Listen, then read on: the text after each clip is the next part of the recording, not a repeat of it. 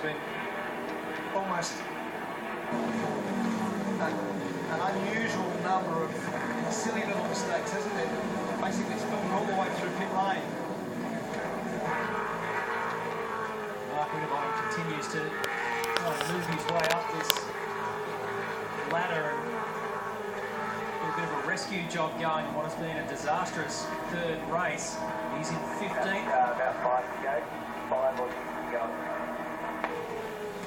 Must be spot on, Skate, I reckon, about Scott McLaughlin, because he's a bit of a punching bag at the moment. They're all lining up to take a pot shot at him.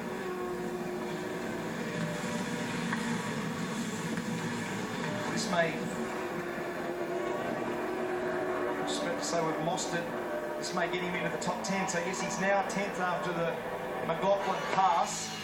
So that's a very good effort. James Moffat up to 9th. Garth Tander, tremendous fight back for Garth at his 200th championship event, and up into 8th from 23rd. Fabian Coulthard, we saw the drama in the pit, he's 7th. Van Gisbergen and Reynolds have had a race-long battle. Have a look at this complete lineup of cars from Lee Holdsworth back. He's in 13th. That's Mark Winterbottom down the inside. That's a good overtaking manoeuvre. Leo trying to do the crisscross. And I can't believe they gapped Jason Bright by that much. Bright's had unbelievable speed all weekend.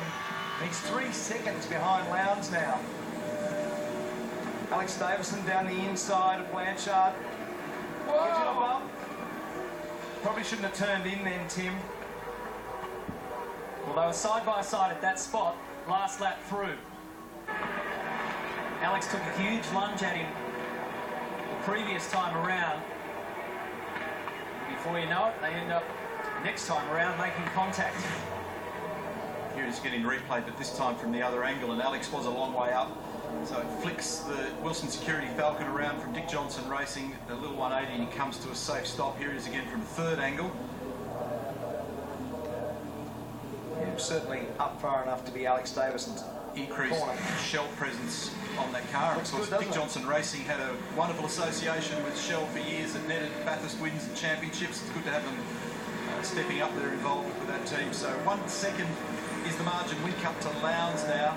We'll get a fresh read on that gap from Whincup back to Bright. It's 4.6 seconds. So Jason's not nearly as convincing, and if anything, Will Davison is clawing him in at the moment. Whincup and Lowndes are doing identical lap times, 57.3s. And Scott Pye makes a bit of contact with Darrell Lee, Commodore of Jonathan Webb. Pushes and shoves and argues. Because it's a change. It was a different scenario on the previous lap because Webb got by Scott Pye at the same spot. So they're having a very good dice. Kelly is in 18th there in the Jack Daniels Nissan. He and Todd went up to Newman, one of the mining communities earlier in the week. They took the transporter and he said it was like being on the moon, just miles from anywhere, nothing but rocks.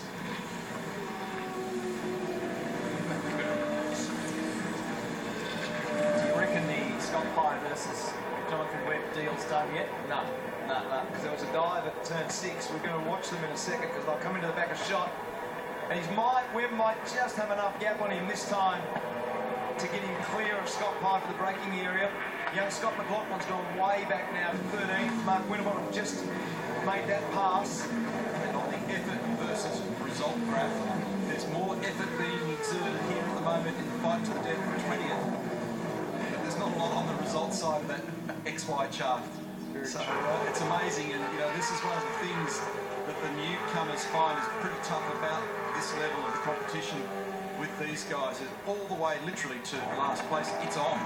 There is no relaxation. They're fighting pretty hard back there at the moment, these fellas. I can't believe, and we've said it all weekend, how wide. So that's Moffat who's got by Tander. So he was behind Garth Tander on the previous lap. So he's made a pass down at turn 6. So that's a very good job. That's going to put James Moffat into 8th position. And if he stays there, season best result for James Moffat. What I was saying about the turn into Cole was how wide the Kelly boys are when they turn those Jack Daniels Nissans in versus the guys in the Norton cars. They've got two totally different lines down there. Dean Fiore and Alex Davison at it here on the run through 2 and 3. I think the best we've seen from the Ultima so far this year has been Rick Kelly with a 7th, so James Moffat's nudging up to being very close to delivering season best for those guys. It'll be 3 out of 3 top 10s for James Moffat. It's going to be another Holden victory, it seems.